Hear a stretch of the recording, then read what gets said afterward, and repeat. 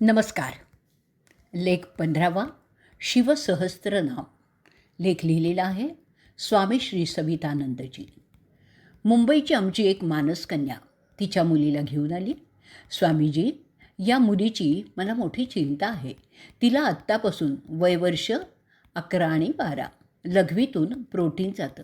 Doctor म्हणतात आम्ही औषधं देतो, त्यांनी नियंत्रणात राहील, पण थांबणार मात्र नाही. थांबवण्याचा एकच उपाय बेड रेस्ट, अंथरुणावर पडून राहणं.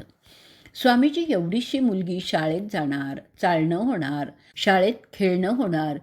खेळणी, पीटी किंवा धावण्याने प्रोटीन जाण्याचं प्रमाण वाढतं ना. मग भविष्यात कसं होणार? कारण प्रोटीन जाणं म्हणजे मधुमेहाची पूर्वस्थिती. मग पुढे भविष्यात काय?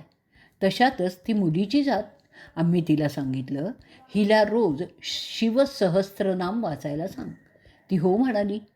पंचायत अशी की मुलगी इंग्रजी माध्यमाच्या शाळेत. भारतातून इंग्रज गेले, गुलामी गेली नाही. इतकंच नाही तर इंग्रज असताना नव्हतं तेवढं आता फॅड वाढत चाललं आहे. इंग्रजी माध्यमातून शिकायचं. आम्ही महाराष्ट्र, गुजरात, राजस्थानमध्ये अनेक परिवार पाहिलेले आहेत की स्वतः अडाणी आहेत. स्वतःची मातृभाषा देखील त्यांना धड बोलता येत नाही. त्यांची मुलं मात्र इंग्रजी माध्यमातून शिकत आहेत. केविलवाणी, दयनीय आणि खरं तर ही चीड पण आणणारी अवस्था आहे. असो, त्या मुलीला तर शिवसहस्त्रनाम शिकवायला महिना लागला. त्यानंतर ती मुलगी शाळेत जायच्या आधी 500 आणि संध्याकाळी शाळेतून आल्यावर 500 नावं वाचायची. हळूहळू नावं तोंडात बसली, सवय झाली. मग रोज पूर्ण म्हणू लागली. 3 महिन्यांनी लघवी तपासली, प्रोटीन नाही. डॉक्टरांनाच आश्चर्य वाटलं. पुन्हा 3 महिन्यांनी असं जवळजवळ वर्षभर तपासण्या चालूच होत्या. प्रत्येक वेळी प्रोटीन रिपोर्ट 0. आता हीच मुलगी स्वतः डॉक्टर झालेली आहे. आमच्या ओळखीचं एक रिटायर्ड मिलिटरी ऑफिसर, सेवानिवृत्त कर्नल, उतारवयात मधुमेहाची म्हणजे डायबेटीसची सुरुवात झाल्याचं लक्षात आलं.